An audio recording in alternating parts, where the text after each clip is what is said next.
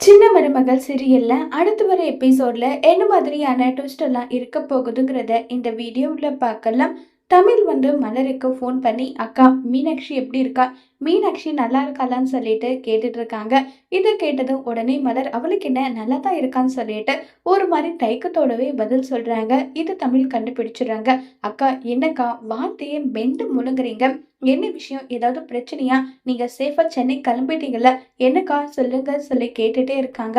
அது ஒண்ணும் இல்ல தமிழ், வர்ற வழியில ஒரு ஆக்சிடென்ட் ஆயிடுச்சுன்னு சொன்னதும் இதை கேட்டு தமிழ் பதறி போறாங்க. அக்கா என்னக்கா சொல்றீங்க, யாருக்கு என்ன ஆச்சுக்கா அக்கான்னு சொல்லிட்டு கேக்குறாங்க. பதறாத தமிழ், உன் மகளுக்கு எதுவும் ஆகல, உன் மகன் நல்லா இருக்கா, முதல்ல நான் என்ன சொல்ல வரேன்றத பொறுமையா கேளுன்னு சொல்லிட்டு நடந்த விஷயத்தையெல்லாம் சொல்றாங்க. உடனே தமிழ் அதை புரிஞ்சுக்காம, இதுக்குதான் நான் சொன்னேன் குழந்தைய கூட்டிட்டு அவ்வளவு தூரம் போக வேண்டாம்னு நான் சொன்னேன், என் பேச்சை யாராவது கேட்டீங்களான்னு சொல்லி தமிழ் திரும்பவும் பிரச்சனையை ஆரம்பிக்கிறாங்க.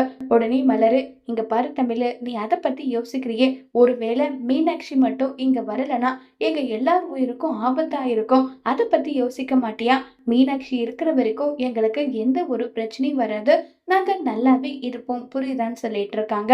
சரி உனக்கு சந்தேகம்னா வீடியோ கால் பண்ணி காட்டுறேன் பாருன்னு சொல்லிட்டு மீனாட்சியை வீடியோ கால்ல காட்டுறாங்க. மீனாட்சி ரொம்பவே நல்லாவே இருக்கா. சரிக்கா அவர்கிட்ட சொல்லி இன்னைக்கு தடுப்பூசி போடுற நாள், தடுப்பூசி போட்டுட்டு வந்துருங்கன்னு சொல்றாங்க. அதுக்கு என்ன போட்டுட்டு வந்துடுறோம்னு சொல்லிட்டு தமிழ் ஒரு ஹாஸ்பிட்டலுக்கும் நம்ம மீனாட்சி வேற ஒரு ஹாஸ்பிட்டலுக்கும் கூட்டிட்டு போறாங்க. அங்க தடுப்பூசி போடும்போது சேது ஒரு பக்கம் கத்துறாங்க. உடனே கண் கலங்கி போறாங்க. ஏன்னா மீனாட்சி ஊசி போட்டு அந்த வழியில தாங்க முடியாம அழுதத சேதுவால ஏத்துக்க முடியல, அதனாலதான் அழுதுட்டு இருக்காங்க. உடனே ஏண்டா இதுக்கெல்லாம் ஓவரா இல்ல, இந்த அப்பா மக பாசத்தை மட்டும் தாங்கவே முடியறதில்லன்னு சொல்லிட்டு கிண்டல் எல்லாமே பண்ணிக்கிட்டு இருக்காங்க. அடுத்ததா பாத்தீங்கன்னா இப்ப தமிழ காட்டுறாங்க.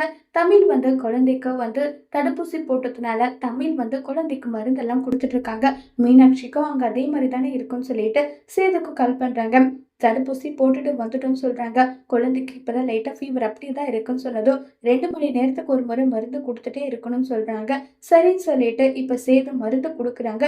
நைட்டு முழுக்கவும் தமிழ் தூங்காம குழந்தைக்கு மருந்து கொடுக்கணும், 2 மணி நேரம் ஆயிடுச்சு, 2 மணி நேரம் ஆயிடுச்சுன்னு சொல்லிட்டு போன் மேல போன் பண்ணி சேதுவை எழுப்பிட்டே இருக்காங்க. சேதுவும் மருந்து கொடுத்துட்டு இருக்காங்க. இப்ப எம்எல்ஏவா சேது செய்யற எல்லா விஷயமும் செஞ்சுட்டு இருக்காங்க. ஸ்டூடெண்ட்டுக்கெல்லாம் சைக்கிள் கொடுக்கறது, ஸ்டூடெண்ட்டுக்கு ஊக்கத்தொகை கொடுக்கறது, அதே மாதிரி ஏழை எளிய மக்களுக்கு ஊக்கத்தொகை கொடுக்கறதுன்னு எல்லாமே பண்ணிட்டு இருக்காங்க. உடனே தமிழ் கால் பண்றாங்க. தமிழ் கால் பண்ணதும் சேது அட்டன் பண்ணி தமிழ் கிட்ட பேசுறாங்க.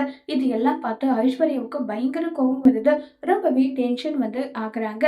அடுத்ததான் நம்ம சேது நேரா ராஜம் கிட்ட போறாங்க. சேது எல்லா வேலையும் முடிஞ்சுச்சாயா, நானும் ட்ரெஸ் எல்லாமே பேக் பண்ணி வச்சுட்டேன்னு சொல்றாங்க.